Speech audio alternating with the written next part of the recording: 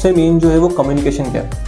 हम डिस्कस ही नहीं करना चाहते हैं। अगर मान लो कल रात को कुछ लड़ाई हुई या कुछ सीन हुआ, हम अगले दिन डिस्कस नहीं करते कभी भी। कुछ आफ्टर मैरिज के भी आते हैं, डिवोर्स कंडीशन के आते हैं, बहुत सारे केसेस आते हैं ऐसे। तो रिलेशनशिप में कोई आपको तब नहीं छोड़ता जब आपके अंदर कुछ कमियां होती है और उसको भी कुछ दूसरे में बेटर ऑप्शंस दिख रहे होते हैं। साइकोलॉजिस्ट और साइकेट्रिस्ट दोनों में क्या डिफरेंस है? कपल्स के रेफरेंस में मुझे आप ये समझाइए कि अगर साइलेंट ट्रीटमेंट ज़्यादा खतरनाक है या फिर आर्गुमेंट्स, क्यों अनहेल्दी रिलेशनशिप में भी लोग क्यों फिर फंसे रहते हैं, क्यों कंटिन्यू करते हैं? कि कोई भी रिश्ता बनाने से पहले पूरी आंखें खुली रखें और रिश्ता बन जाने के बाद आधी आंखें बंद कर लें।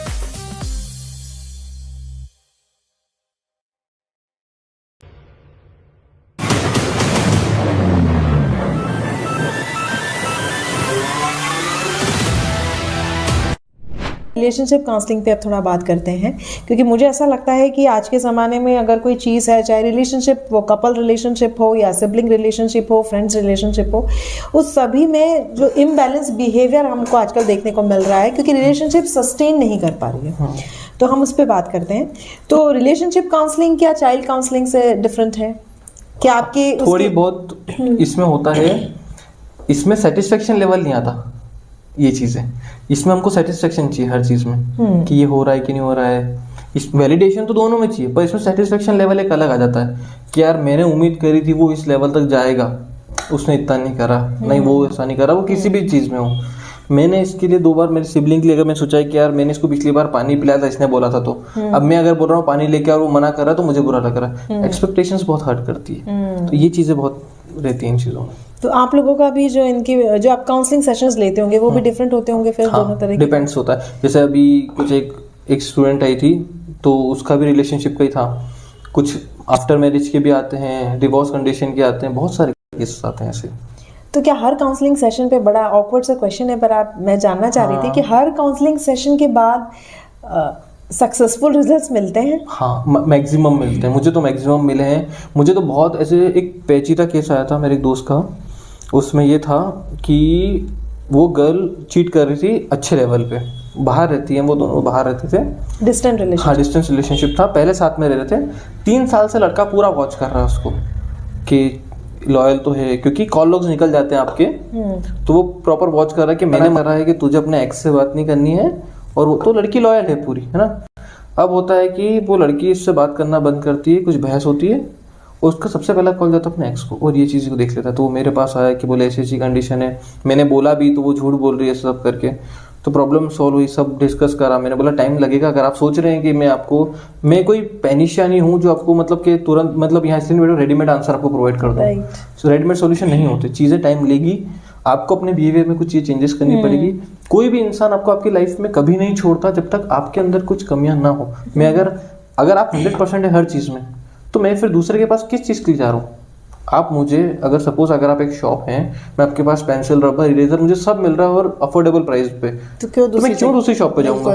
तो वो चीज़ होती है। तो रिलेशनशिप में कोई आपको तब नहीं छोड़ता जब आपके अंदर कुछ कमियां होती है और उसको भी कुछ दूसरे में बेटर ऑप्शंस दिख रहे होते हैं, तब हो जाते हैं। तो मैंने उनको बताई वो चीज़ें, उनने अपने अंदर इंप्रूवमेंट करा, उनसे मैंने बात करी सामने की साइड, उनने थोड़ा इंप्रूवमेंट करा, आज उनका वो प्रॉब्लम सॉल्व हुआ था। कुछ 1-1.5 महीने लगे थे, तो उसका पॉजिटिव रिजल्ट मिला है। ये बताइए कि साइकोलॉजिस्ट और साइकेट्रिस्ट दोनों में क्या डिफरेंस है? साइकोलॉजिस्ट होता है वो जो ब्रेन के फंक्शनिंग लाइक सबकॉन्शियस माइंड पे वर्क करता है और आपके जो पैटर्न्स होते हैं बिहेवियरल उस पे वर्क करता है। जो साइकेट्रिस्ट होता है वो आपके वर्क तो करता है सेम चीजों पे, बट वो मेडिसिन भी प्रिस्क्राइब करता है आपको। वो आपके न्यूरोलॉजिकल ब्रेन में जो कोई प्रॉब्लम है बायोलॉजिकली जो है उस पर भी वो वर्क करता है, वो उनमें हेल्प करता है। तो दोनों में से थेरेपी कौन देता है? मतलब थेरेपी डिपेंड्स कि कौन सी थेरेपी है। मैं अगर आपको मेडिकेशंस दे रहा हूँ कि मेडिटेशन करना है आपको, ये वर्क है, वो थेरेपीज भी होती है, तो ये इसकी अलग होती है। वो अगर आपको ट्रीटमेंट बेसिस पे जो दे रहे हैं वो अलग होती है, और वो जब वर्क करती है जब आपको न्यूरोलॉजिकल या फिर कुछ बायोलॉजिकल प्रॉब्लम होती है, उसमें वो हेल्प बहुत ज्यादा करती है। हाँ, तो साइकोलॉजिस्ट बेसिकली जो है आपका अगर थोड़ा भी पैटर्न जो है वो इम्बैलेंस्ड हुआ है बिहेवियर का, उस पे काम करता है। वो कई बार बातचीत करके सॉल्व हो जाता है। जो कुछ बच्चा अगर कोई सीक्रेट रख रहा है या बड़ा भी कोई है जो शेयर नहीं कर पा रहा है, तो वो आप सॉल्व करते हैं। और साइकेट्रिस्ट जो है वो एक्चुअली न्यूरोलॉजिकल डिसऑर्डर्स पे वर्क करते हैं। जी जी, ठीक है। अगर सबसे कॉमन रिलेशनशिप प्रॉब्लम्स कौन से हैं जो आपके केसेस जो आपने देखे? देखो, 3 सबसे ज्यादा, सबसे मेन जो है वो कम्युनिकेशन गैप। हम डिस्कस ही नहीं करना चाहते हैं। अगर मान लो कल रात को कुछ लड़ाई हुई या कुछ सीन हुआ, हम अगले दिन डिस्कस नहीं करते कभी भी।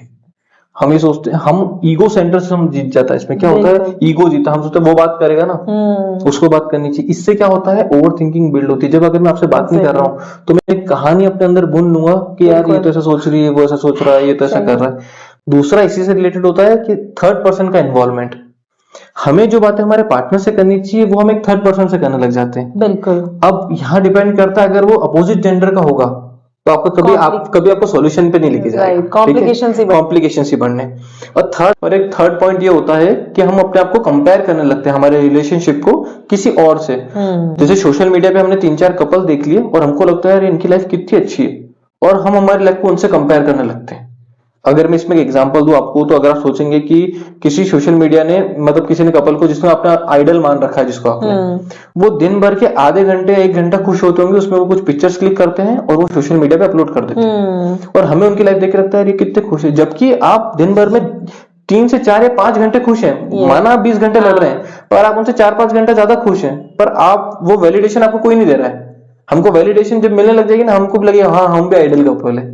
तो ये प्रॉब्लम सबसे ज्यादा होती है जब हम कंपेयर करने लगते हैं हमारे रिश्ते को। बिल्कुल सही बात है, सोशल मीडिया से इन्फ्लुएंस नहीं होना चाहिए, लेकिन ठीक है, बट यही चैलेंजेस हैं जिसको ओवरकम करना है लोगों को। हम इसीलिए, हमारे पॉडकास्ट का यही पर्पस है कि हम लोगों को अवेयर कर पाए कि कुछ ऐसे इश्यूज हैं जिसको समझें, और अगर आपको जरूरत लगती है तो आप काउंसलर्स की हेल्प लें। काउंसलर्स की हेल्प लेना कोई किसी भी तरीके से आपको डिग्रेड करना नहीं है, बल्कि आपके एक छोटी सी लाइफ के चैलेंज को रिमूव करना है सिर्फ बातचीत से। अच्छा ऋषभ जी, बताइए कि सबसे बड़ी कम्युनिकेशन मिस्टेक क्या करते हैं कपल्स?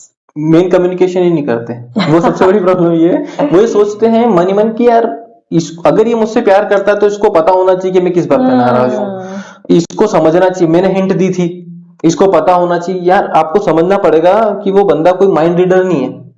अगर आप वो बातें अपने अंदर रखोगे और दिल में वो बात रखोगे, वो 4-5 दिन तक बात अच्छे से नहीं करोगे, साइलेंट ट्रीटमेंट देने लगोगे, और एक दिन ऐसी कोई छोटी सी बात होगी और आप उस पर फूट जाओगे पूरे, तो उसको लगे ना ये अचानक ऐसे क्यों बिहेव कर रहा है, इसी तो बात शेयर ही नहीं करी, आप उस रिश्ते को और ज्यादा खराब कर लेते हो उस कंडीशन में। तो कम्युनिकेशन करना बहुत जरूरी है आज के टाइम पे, वो जो हम नहीं करते हैं। बिल्कुल, मुझे तो लगता है कि हर घर में एक 10-15 मिनट का ऐसा टाइम होना चाहिए जिसपे सिर्फ कोई भी अगर मतभेद हुआ या डिफरेंस आया तो उस पर बातचीत हो, वही रिजॉल्व हो जाए। एंड यस, बिल्कुल बिल्कुल, बहुत अच्छी बात कही आपने। अच्छा, एक बड़ा अजीब सा क्वेश्चन है कि क्या हेल्दी तरीके से लड़ना पॉसिबल है? देखिए, हेल्दी तरीके से लड़ना, सबसे पहले जाने अनहेल्दी तरीका क्या होता है। बिल्कुल, है ना। अनहेल्दी यानी जिस सबके लिए अलग अलग इसके लिए डेफिनेशन होती है ना, कि कोई चिल्ला के बात कर रहा है किस वे में, किसी के लिए चिल्ला के बात करना भी अनहेल्दी होता है, और किसी के लिए 2 थप्पड़ भी खा लो तो भी उनको अनहेल्दी नहीं लगता वो चीज, है ना। तो सबकी अलग अलग डेफिनेशन है। हेल्दी वे में आप ऐसे लड़ सकते हैं कि अगर आपको कुछ भी डिस्कस करना है एक दूसरे से, तो उसमें आपको समझ पड़ेगा कि अगर मुझे आपसे कुछ बात करनी है तो मैं आपको पेशेंसली बोलूंगा कि मुझे आपसे कुछ बात डिस्कस करनी है, हम बिल्कुल जब भी आपको फ्री टाइम हो तो अपन, ये मुझे एक प्रॉब्लम है तो अपन डिस्कस करेंगे। उससे क्या होगा कि आप भी मुझे कॉन्शियसली सुनेंगे और आप भी जानेंगे कि नहीं यार कुछ जेन्युइनली कुछ कंसर्न है। अगर तब मैं आपको बगैर ब्लेम करे और बिना एक्यूज करे कि यार कि तुम हमेशा ऐसा करते हो, तुमने तब कभी नहीं समझा, मुझे ये नहीं करा, ऐसा नहीं होता। जब आप उसको बात रखेंगे, अपनी बात रखने का तरीका बहुत होता है, तो आप बात रख के समझाएंगे ना उसको कि ये प्रॉब्लम है, तो वो भी समझेगा और बिल्कुल प्रॉब्लम सॉल्व होती है। मतलब हेल्दी तरीके से लड़ने का तो कोई तरीका है? हर कपल लड़ते हैं। हेल्दी तरीके से लड़ने का मतलब यही होता है कि आप कम्युनिकेट करें और अपनी बात रखें, ना कि सामने वाले को ब्लेम गेम नहीं खेलना है, कभी भी ब्लेम गेम ना खेलें। आप ब्लेम करेंगे ना तो वो डिफेंसिव हो जाएगा, फिर आपकी बात नहीं सुनेगा। अब आपने मुझे बोला कि आपने ऐसा करा, अब मेरे ब्रेन में, अब आप कंटिन्यू बोल रहे हो पर मेरे ब्रेन में आपके पहले क्वेश्चन का आंसर प्रिपेयर हो रहा है, अब मैं सुन नहीं रहा हूँ आपको। फिर आप दूसरी बात, जब तक दूसरा क्वेश्चन लाओगे मैं उसके आंसर प्रिपेयर करूंगा, आपकी बात मेरे लिए वैलिडेट करेगी ही नहीं। तो ये चीज होती है। जब आप बात रखते हैं ना कि यार मुझे इन बातों से बुरा लगा था, तो वो सोचता है हाँ यार जरूरी है सुनना। कपल्स के रेफरेंस में मुझे आप ये समझाइए कि अगर साइलेंट ट्रीटमेंट ज्यादा खतरनाक है या फिर आर्गुमेंट्स? मैम, साइलेंट ट्रीटमेंट ज्यादा खतरनाक है, क्योंकि आर्गुमेंट में क्या होता है कि हमारा फिर भी कनेक्शन बना रहता है, हम कुछ ना कुछ बात करके, आर्गुमेंट करके किसी ना किसी सॉल्यूशन पे आएंगे। पर साइलेंट ट्रीटमेंट में हम वो कनेक्शन ही खत्म कर देते हैं, हम किसी सॉल्यूशन पे नहीं आते। और साइलेंट ट्रीटमेंट मैंने बताया ना कि वो और रिश्ते को वर्सन करता है, खराब करता आता है, कभी सॉल्यूशन पे नहीं आता है। और जो चीज आपके रिश्ते को और खराब करे तो वो अच्छी कैसे। आर्ग्यूमेंट में एक बार अगर आपने बोल दिया, मन की भड़ास निकल गई, फिर आपके मन में कुछ नहीं होता है। मैंने बोल दिया, उसने सुना, उसने सॉल्यूशन निकाले, हम एक बात पे आ गए, फिर वो बात मन में नहीं है। जबकि लोगों को लगता है कि हम तो चुप हो गए थे, बात खत्म हो जाएगी, लेकिन बात एक्चुअली खत्म होती नहीं है, वो बात और बढ़ती है। वो होता है, वो एक शायरी कुछ है, ऐसी कुछ बात है कि जो बातें पी गया था मैं, वो बातें खा गई मुझको। तो जब वो बातें अंदर रह जाती है ना आपके, तो आपको अंदर अंदर खा जाती है। बिल्कुल बिल्कुल। और फिजिकली भी देखे तो वो किसी मेंटल या फिजिकल इलनेस के रूप में भी सामने आती है कई बार। तो we should not block anything, जो भी है आपके घर वालों से डिस्कस करें, बात करें और चीजों को वहीं खत्म करें। तो ऋषभ जी एक बात बताइए, जैसे हमने बात करी कि सोशल मीडिया तो बहुत इम्पैक्ट डाल रहा है रिलेशनशिप्स पे, आपने काफी चीजें समझाई, और क्यों अनहेल्दी रिलेशनशिप में भी लोग क्यों फिर फंसे रहते हैं, क्यों कंटिन्यू करते हैं? मैम वो समझ ही नहीं पाते, बहुत देर लग जाती है उनको वो चीज समझने में। अब जैसे मान लो किसी का टॉक्सिक बिहेवियर है, मैं आपको मना कर रहा हूँ कि यहाँ नहीं जाना, वहां नहीं जाना, इसमें अगर आप देखेंगे तो स्टार्टिंग में आपको लगेगा कि ठीक है नॉर्मल, ये पॉजिटिवनेस लगती है ना। पर आप धीरे धीरे देखेंगे कि आपकी ऑनेस्टी लूज हो रही है, आप झूठ बोलने लगते हो। क्यों? क्योंकि आप उस झगड़े से बचना चाहते हो कि यार फिर झगड़ा हो जाएगा हमारे बीच में, है ना। जहां आपको पता चल रहा है कि मेरी मतलब अगर मेरी सेल्फ रिस्पेक्ट कम हो रही है, आप अपनी फीलिंग्स एक्सप्रेस नहीं कर पा रहे हो, तो उस रिश्ते में रह के कोई सेंस नहीं है। अगर आप जहाँ झगड़ा। तो टॉक्सिक रिलेशनशिप्स के अर्ली साइंस क्या हैं? मैम जैसे कि आप बहुत चीजें पैटर्न्स स्टार्टिंग में तो नहीं समझ पाओगे, उसमें ऐसा होता है आपको इनिशियल स्टेज पे तो लगेगा कि वो केयर कर रहा है, पॉजेसिव है, मेरा ध्यान रखता है, परवाह कर रहा है हर चीजें। पर जब वो चीजें बढ़ती है, वो ज्यादा खराब होती है, वो हर छोटी छोटी बात पे जब वो चीजें होने लगती है कि आपको कहीं जाने का, आपने बताया कि यहाँ जाना है, पर वो बोला कि यहाँ नहीं जाना, ये नहीं करना, पर आपको स्टार्टिंग में लगता है ठीक है, दोस्त लोग भी बोलते हैं, पर आपको लगता है नहीं यार वो मेरा ध्यान रखता है, ये चीजें होती है। पर जब आपको झूठ बोलना पड़ता है रिलेशनशिप में, आपको बातें छुपानी पड़ती है, कभी कभी आप पे वो चिल्ला देता है, आपकी सेल्फ रिस्पेक्ट जाती है, तो आपको एक सिंपल सी एक लाइन में समझना पड़ेगा, क्योंकि बहुत लोग नहीं समझ पाते इनिशियल स्टेज पे इन चीजों को, बहुत देर हो जाती है समझने में तब तक। क्योंकि रिलेशनशिप में कुछ स्टेजेस होती है, सबसे पहले होती है अट्रैक्शन, जिससे आप बात करना शुरू करते हो, फिर अटैचमेंट होता है। तो अटैचमेंट क्या होता है, उसके बाद लव होता है। लव इतनी जल्दी नहीं होता है ना। अटैचमेंट में क्या होता है, हम छोड़ नहीं पाते, इंसान की आदत हो जाती है हमको, तो लगता है ठीक है यार बाकी चीजों में तो अच्छा है ना, इन चीजों में तो बेटर है, मेरा ख्याल तो रखता है ना, थोड़ा टॉक्सिक तो क्या हुआ। पर वो टॉक्सिसिटी जब इतनी बढ़ती है कि वो सामने वाला कभी कभी हाथ उठाने लगता है आप पे। ये चीज जाने कि अगर कोई भी रिश्ते में अगर आपको कोई बात छुपानी पड़ रही है या आपकी सेल्फ रिस्पेक्ट जा रही है, तो वो रिश्ता लायक नहीं, क्योंकि ऐसे रिश्ते आपको अंदर से खोखले कर देते हैं। बिल्कुल। तो बैड फेज और बैड रिलेशनशिप में कैसे फर्क पहचाने, मतलब कैसे समझ में आएगा कि हम रिलेशनशिप ही हमारी खराब है या फिर एक कोई सिर्फ फेज है जो खराब है? देखो मैम, अगर ये बहुत अच्छा क्वेश्चन, क्योंकि अगर ऊपर से देखे ना तो दोनों सेम लगेंगे, पर बैड फेज में क्या होता है कि अगर आप समझेंगे तो सामने वाले का कंट्रीब्यूशन रहता है। अगर कोई भी प्रॉब्लम अराइज हो रही है, हम उसको सॉल्व कर रहे हैं, बस सामने साथ में जो बंदा है वो सॉल्व करता है। प्रॉब्लम एकदम सॉल्व नहीं होती, टाइम लगता है इसको सॉल्व होने में। कि मान लो मेरी हेल्थ खराब है, फाइनेंशियल लॉस हो गया, करियर में कुछ प्रॉब्लम आ गई, पर इन सब चीजों में वो फिर भी मेरे साथ खड़ा है कि हम लड़ने के बाद भी हम सॉल्यूशन पे कहीं ना कहीं जाएंगे ही सही। पर जब बैड रिलेशनशिप होता है, उसमें क्या होता है, हम किसी सॉल्यूशन पे नहीं जा पाते, सामने वाले का कॉन्ट्रीब्यूशन बंद हो जाता है, ये चीजें होती है। उसमें एक ही बंदे को हमेशा कॉम्प्रोमाइज करना पड़ता है, आप पे ही ब्लेम गेम होता है, पुरानी बातें आती है। जब झगड़ा होता है तो हम क्या करते हैं, सबसे खराब चीज क्या करते हैं, हम पुरानी बातें निकाल देते हैं कि यार तुमने तब भी ऐसा करा, तू अभी तक नहीं सुधरा। तो आपको पता चलता है यार कि अभी क्या बात थी, ये अभी तक उस बात को मन में लेके बैठा है, जबकि बात कुछ और है। Exactly. तो वो चीजें होती है बैड रिलेशनशिप।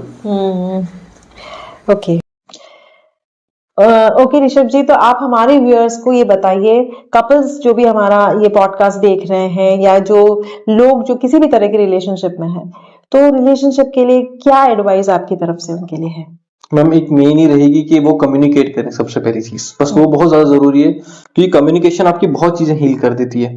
कम्युनिकेशन हो जाएगी तो हम ओवर थिंक नहीं करेंगे, हम एक झूठा सिनेरियो क्रिएट नहीं करेंगे, हम एक थर्ड पर्सन को इन्वॉल्व नहीं करेंगे, हमारी लाइफ की प्राइवेसी हमारे तक रहेगी, बातें बाहर नहीं जाएंगी, झगड़े कम होंगे, ट्रस्ट बिल्ड होगा, ऑनेस्टी रहेगी, लॉयल्टी रहती है, बहुत से ये सारे गेट्स ओपन हो जाते हैं इन सब चीजों में। और जब कम्युनिकेशन नहीं होती ना, तो साइलेंट ट्रीटमेंट, और वो क्या करता है, सारे दरवाजे ये बंद कर देता है। फिर आप थर्ड पर्सन की भी एंट्री करवाओगे, है ना, आप झूठ बोलने लगोगे, आप एक दूसरे की रिस्पेक्ट नहीं करोगे, ये सारी चीजें हो जाती है उसमें। तो सबसे जरूरी है कि आप कम्युनिकेट करें अपने पार्टनर से, उससे आपकी बहुत 99% प्रॉब्लम सॉल्व हो जाएगी। क्योंकि रिश्ता एक इंसान का दो लोगों का होता है, जब आप बात करेंगे ना वो भी समझेगा आपको।